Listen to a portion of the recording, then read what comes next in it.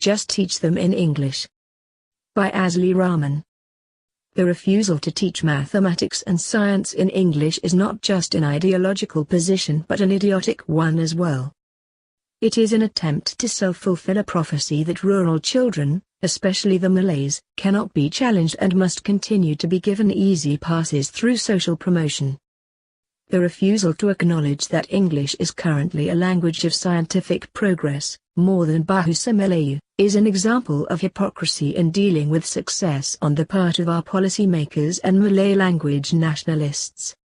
Based on spurious research findings headed by a teacher training university, sanctioned by other public universities, the government has erred in its decision that will impact the future of Malaysian children in an increasingly globalized world, where English is the lingua franca. This will also open up avenues for the establishment of classes of schools, increasing the demand for the setting up of private schools that will emphasize the English language as a language of instruction and a rigorous curriculum that will prepare students for a competitive world. Sacrificing the future of a generation.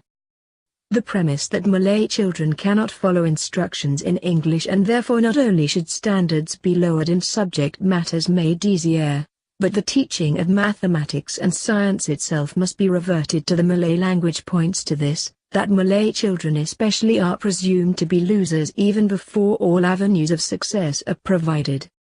Because in one study they voiced their concern over their inability to understand instructions, the future of a generation is sacrificed. It is like saying that the more a child says that he or she does not like school, the less the teachers need to work to challenge them. While children of the privileged in urban areas get first-class education through private and international schools or even in high schools abroad and get to master the English language, so that they can be given places and sponsorship in English-speaking universities abroad, children of the rural poor are left to become victims of policies dictated by research findings that hardly make sense in the realm of educational futurism. Retired professors, poet laureates, die-hard Malay nationalists who themselves are well educated in the English language, having tasted the successes and given national accolades, become incoherent and hypocritical spokespersons to a government policy that will make the myth of the lazy native a reality. These individuals do not understand changing times. English is no longer a language of the colonials.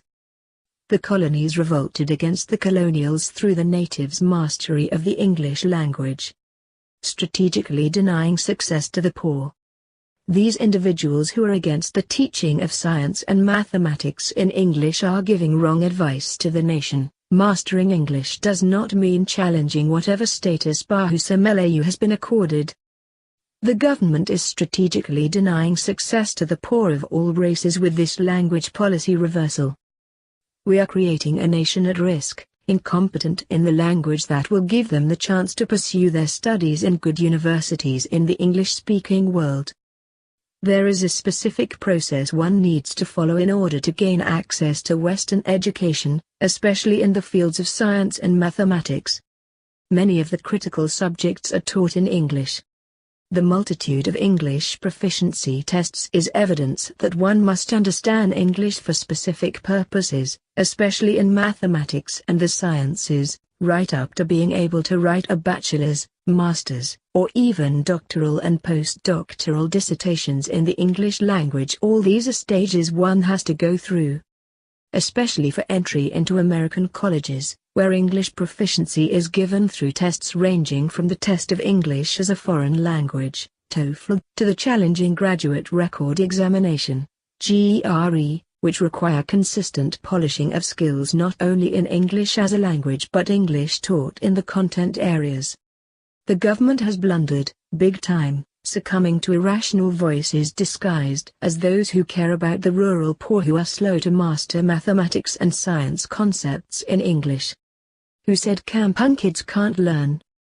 There are enough success stories of children of the poor of all races coming from the rural areas slogging and struggling hard to master any language and in any subject matter and triumph to become world-class surgeons, engineers, lawyers, academicians, diplomats, musicians and even culinary experts. who said Kampung kids cannot be challenged academically. There is enough evidence that if you provide them with dedicated teachers, a nurturing learning environment, a supportive home, a challenging curriculum and constant reminders of yes, you can, and when the going gets tough, the tough get-going children will excel. Down with those who are out to underestimate the ability of our children to succeed. We must ignore bad advice and demand success for all urban and rural, Bumiputera or non-Bumiputera. We must demand a radical restructuring of our schools so that the same standard and support is given to all schools, and the commitment to a philosophy that however we want our own children to succeed, we want the children of others to achieve similarly as well. Start early in teaching English. Put an end to any effort to make the myth of the lazy native reality. We must remove our glass coconut shell.